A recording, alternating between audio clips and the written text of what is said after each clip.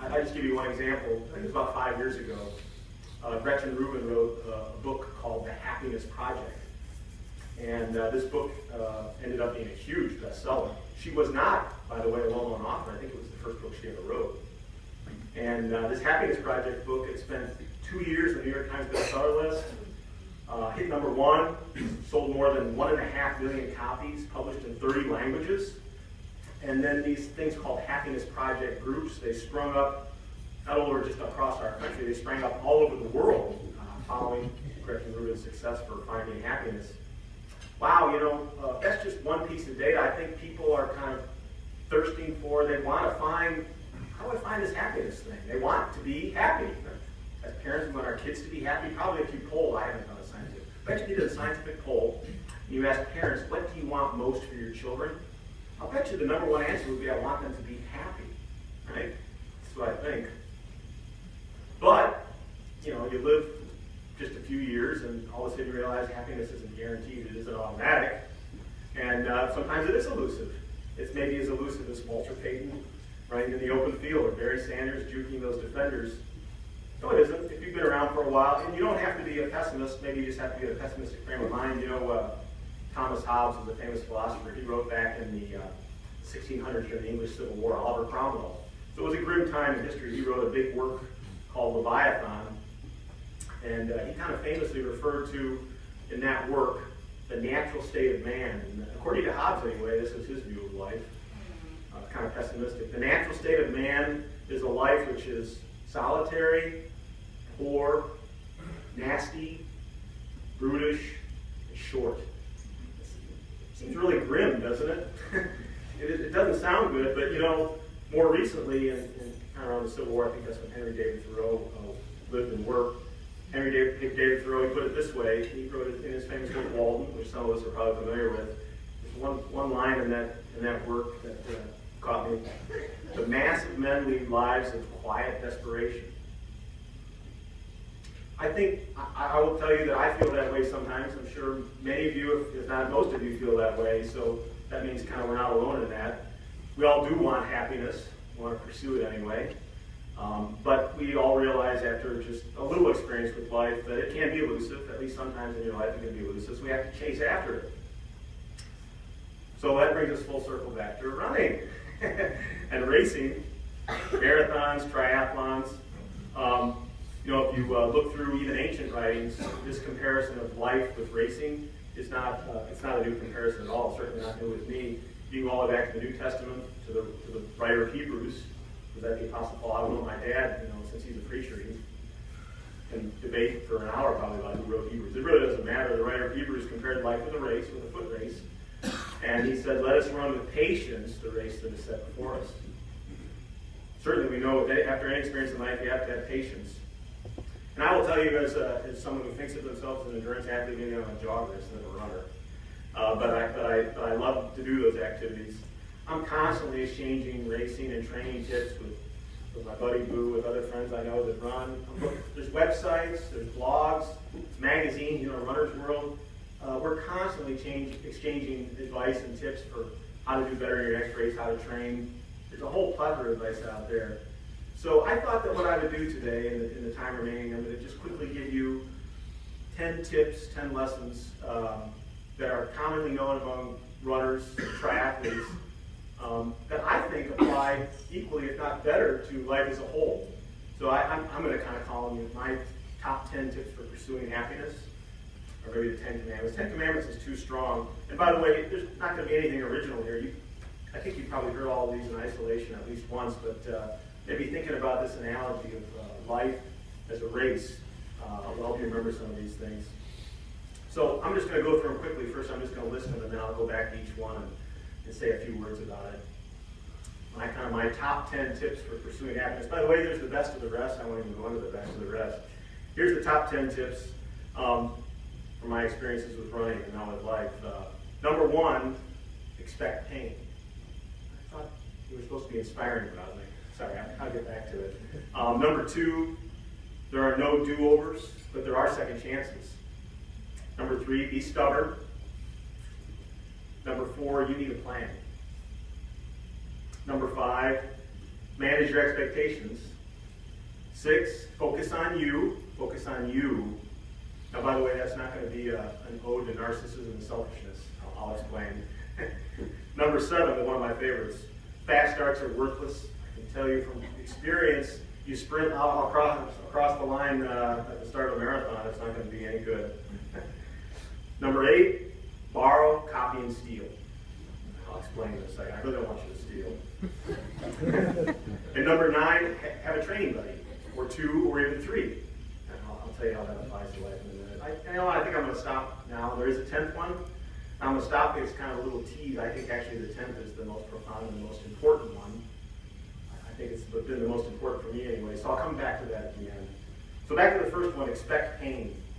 I was competing in the Vineman Triathlon about 3 years ago. This was in July of 2012.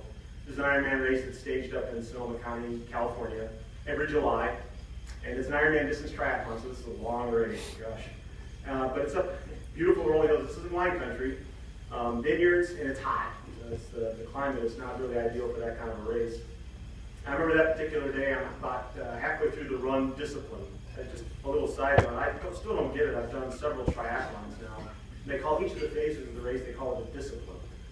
The swim discipline, the bike discipline, and the run discipline. It's, in one way, it feels like a discipline to me. It feels like I'm being disciplined by my dad. I remember when I was getting adult when I was a kid. That's another story. Anyway, I'm halfway through the run discipline. And this was a difficult course mentally because the run route was an out and back 3 times. So out, back, out, back, out, back. And that distance gave you the 26.2 miles in the marathon. Well, that's boring and it's mentally difficult because you pass each spot on the road, you pass it 6 times. So on that first loop, you're exhausted. You just got done swimming and biking, for 12 hours. And you're thinking, I got to do this again. So it's mentally difficult, and I'm feeling bad. I'm tired, and I'm kind of shuffling along. Triathletes, at least amateur triathletes like me, we just kind of have this rubber-legged death march. We're really not doing the run. We're kind of like doing the rubber-leg shuffle. By the time you get to the run discipline, but I'm kind of shuffling along as best I can, and I come up to a man who's competing in the race, and he's wearing a knee brace, and he's limping. He's limping noticeably. And I needed a rest. You allow yourself to walk in these races. It's uphill, it's a very hilly course. So I just stopped next to him, and one of the things I love about endurance athletics is there's a lot of camaraderie. People who you've never met and will probably never see again in your life, you stop and talk to them, and you're fast friends, at least for that 15 or 20 minute period of time. It means a lot, actually. It helps you in your race. So I stopped and talked to him, and here's the thing. He hurt his month. He'd been planning to do this race for at least a year. He hurt his knee maybe a month or 2 before the race. But instead of dropping out of the race, he decided he was going to do it anyway. He was just going to give it his best shot. He was going to do it. And here he was. He'd gotten through the 2.4 mile swim. He'd got through the 12 mile bike with his bum knee. And now he's on his first out and back on the run. I was amazed. I'd been feeling bad when I kind of shuffled up to him. And all of a sudden he changed my perspective because here's the thing about this guy. I don't even know his name. I was good friends with him for about 20 minutes as we walked together. He had a great attitude. He was actually smiling. And I think the reason he was smiling, he told me, so he was just happy to be out there. He was just happy to be on the race course. So I guess that's the lesson from this is I think if we had the same attitude toward life in general, I think that's a huge happiness enabler because I don't even have to ask you this kind of rhetorical question. Do you have obstacles in your life? Unfair things happen to you sometimes? Things that bother you? Are you offended by things? Yeah, of course. Well, I guess the thing is you kind of have, just like when you're doing a triathlon or a marathon, you have to mentally prepare yourself. There's going to be pain. There's going to be pain involved. I mean, life is unfair sometimes. So if you can be just like my triathlon friend, and maybe you can just smile right through the pain and just keep on going. I remember, just to be very personal about this was back in November of 1996. I can't believe it's been almost 20 years ago now. I just finished my PhD at the time, and I'm feeling on top of the world, literally on top of the world because now everybody had to call me Dr. Brosnick. I love that title. You call me Dr. Brosnick. I love it. Sometimes I think that's the only reason I got my PhD, because they call me Dr. And not only that, I just got promoted into the management ranks at work. I'm thinking I have the tiger by the tail. I'm just on top of the world. And one day I went to the doctor for some routine appointment, and I just mentioned to him offhand, my face feels a little bit tingly. I wonder what that is. I'm like, I don't know, but I'll send you to a neurologist. We'll check it out. No problem. So I went to the neurologist, and he's tapping on my knees, he's checking my grip strength, and he says, well, it's probably nothing. It's probably a pinched nerve. I'll tell you what, we'll do an MRI, just for the fun. So I went and did the MRI, and I forgot about it. I didn't forget about it. This was not anything I was worried about at all. But then maybe about 2 weeks later, I got the call. I'm sure some of you in this room have gotten the call. I got the call. I remember it clearly. It's my doctor. And he was very serious, very solemn. Tom, I need you to come into the office. And I need you to bring your wife. Oh, what's this all about? So we got into the office. He wouldn't tell me on the phone. It was very solemn, very serious. And he told me you have a brain tumor. Wow. It took my breath away. I was stunned. And for me anyway, this was the first, I had an really pretty easy life at that point in time. So this was the first challenge, the first real pain in my life. And so, I didn't really quite know how to deal with it. There was a lot of shock. There was numbness, kind of emotional numbness. There was depression. I went to a neurosurgeon consult. What do you do when life throws you a curveball? Well, I have to be honest with you, I didn't handle it very well at all. I think I was probably short with my family members. I would lay awake at night staring at the ceiling. By the way, you know what color the ceiling is at night? Black. There's no insight up there. I had a hard time sleeping, and I have to tell you, don't even have a hard time with it, that situation got the best of me. Just kind of moved around in a trance, and I finally did have the surgery. I wanted to have it as fast as possible. Remember the surgeon saying, we can take it out, you can have surgery and take it out, or we can just kind of watchfully wait and see if it gets bigger. But I said, no, let's get it out now. So I did, and then about 3 days after the surgery, I kind of had this magical moment. I didn't know the magical moment was coming, by the way. The doctor walked into the room, and I had a friend in the room visiting with me at the time, and the doctor just blurted it out. It was benign, Tom. You're a complete cure. I was like, wow, praise the Lord, thank you. And by the way, if there are any doctors in the room, that's exactly the right way to handle a situation like that. No preliminaries, just come right out. If there's good news to say, just say it. So I had this, all of a sudden, at least for me in my mind, this is probably overly dramatic, but in my mind anyway, this was kind of like a second chance at life. Brain tumor was, in my mind, it probably was a big deal, especially if it was cancer. It wasn't. I'll tell you, there are 2 questions I've asked myself often since that particular moment. One question I ask is, what if the doctor had come in the room and said exactly the opposite? What then? What am I going to do then? Because there was no guarantees for me. There's no guarantees for anybody that you're going to get good news. And then number 2, in that situation, how should I have reacted in that situation? Clearly, I was not prepared for it. And that's basically the genesis of this first tip, expecting pain.